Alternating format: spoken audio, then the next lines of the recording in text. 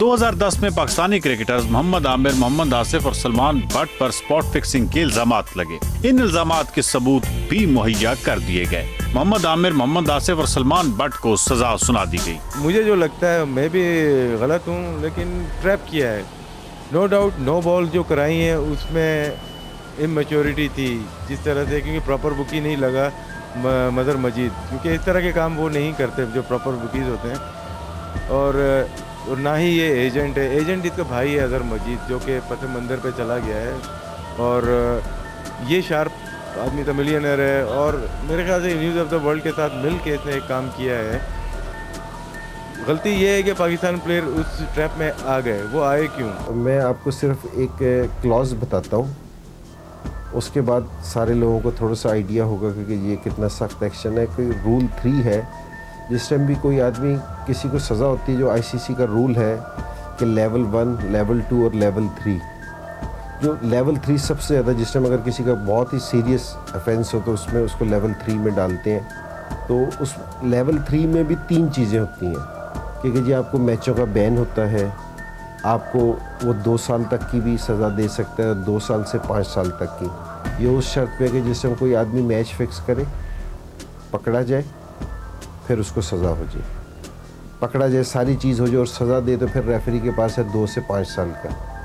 ठीक है, तो हमारे लड़कों में तो अगर मैच स्पॉट फिक्सिंग का था तो मेरे ख्याल में हमारे लड़कों के साथ सख्त सज़ा दी। मैंने हमेशा ये बात की कि देखो, बात ये है कि जब आप खड़े नहीं होंगे, आपने माजी के अंदर क्यूम रिपोर्ट आपके सामने है सारी, वो भी पैसे लेके आप लोगों ने उसको रफा दफा कर दिया। मुझे लगता है कि ये साने भी ऐसा ही होगा कि चंद दिन जब गुजरेंगे तो उसके बाद जू ये मसला ठंडा होता जाएगा, तो फिर आपको यही याद आना शुरू हो जाएगा कि आमिर को कैसे बचाना है, आसिफ को कैसे बचाना है, ये वो।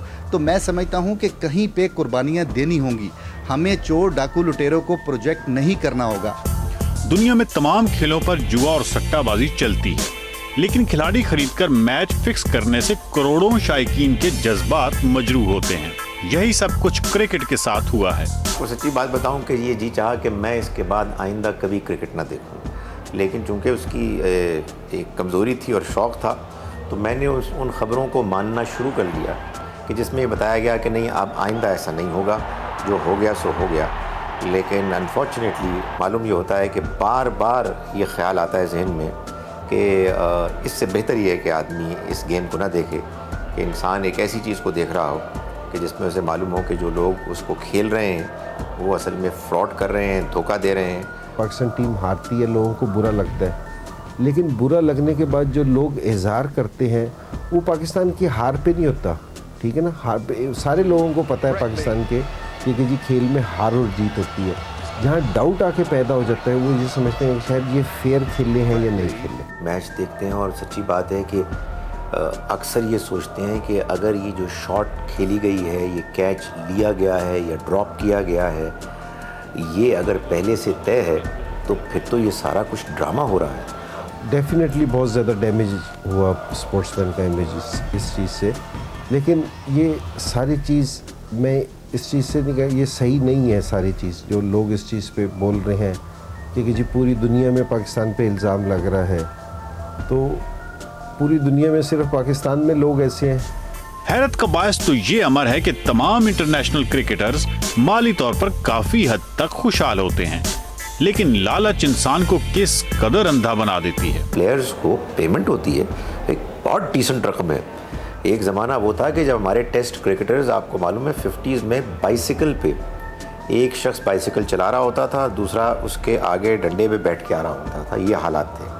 तो माशाल्लाह उनके पास इतना पैसा है और उसके बावजूद लोग मज़ीद दौलत हासिल करने के लिए इस तरह की हरकत करें जो गैर अखलाक़ी है। दीन में वाज़े तौर पर उसके हराम होने का हुक्म है, और फिर लोग हमारे प्लेयर्स मुलव्वस होते हैं। ये तो वाकई पूरी कौम के साथ की जो देख रही है उनके साथ ज़्यादती और उनको धोखा है। पै दर पै मैच फिक्सिंग केसेस की वजह से खिलाड़ियों पर दबाव बढ़ा है।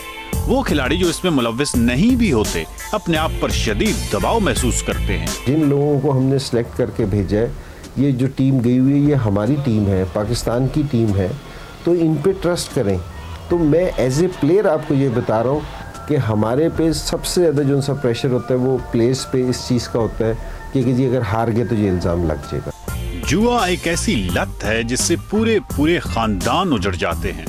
ये कुरान मजीद ने जहाँ कहीं भी इसको कंडेम किया है, इसको शराब के साथ ब्रैकेट किया है। और मालूम ये होता है कि ये उसी तरह की एक और इल्लत है कि जो इंसान के ऊपर नशे की तरह ऐसी आदत सी बन जाती है, तारी हो जाती है कि जिससे फिर इंसान बाहर नहीं निकल पाता। ज़ाहिर है ना कि एक इंसान को एक कमज़ोरी लाहक है कि वो उसकी तरफ माइल हो रहा है, पैसा खर्च कर रहा है, जीतने में उसको लज्जत आ रही है, हारने में मज़ीद जज्बा पैदा हो रहा है कि मैं और ख़र्च करूँगा और ज़्यादा बड़ी अमाउंट को मैं हासिल करूँगा। इस टाइम हम कोई गलत चीज़ करेंगे, ये कर ले या दूसरी कोई भी चीज़ कर ले, तो वो नुकसान का बाइस ही बनेगी, घर में लड़ाई का बाइस बनेगी, फाइनेंशियली नुकसान का बाइस बनेगी। अगर लोग इस तरह कर रहे हैं ये वाली चीज़ें, तो उनको खुद ही मुश्किल हो रही है। जुआ या सट्टाबाजी चाहे आम आवाम में हो रही हो या इसमें खिलाड़ी भी मुलव्विस हों, एक ऐसी लानत है जिससे घर उजड़ जाते हैं, खिलाड़ियों के कैरियर्स खत्म हो जाते हैं। लेकिन दुनिया में चंद खिलाड़ियों के मुलव्विस होने की दास्तानों को बुनियाद बनाकर तमाम टीमों और खिलाड़ियों को शक की निगाह से देखना भी दुरुस्त नहीं है। क्रिकेट पाकिस्तानी अवाम का इश्क है, इसलिए भी इश्क है क्योंकि आज तक पाकिस्तान की मसाइल में घिरी अवाम को किसी शोबा ने हकीकी खुशी दी है तो वो यही क्रिकेट है।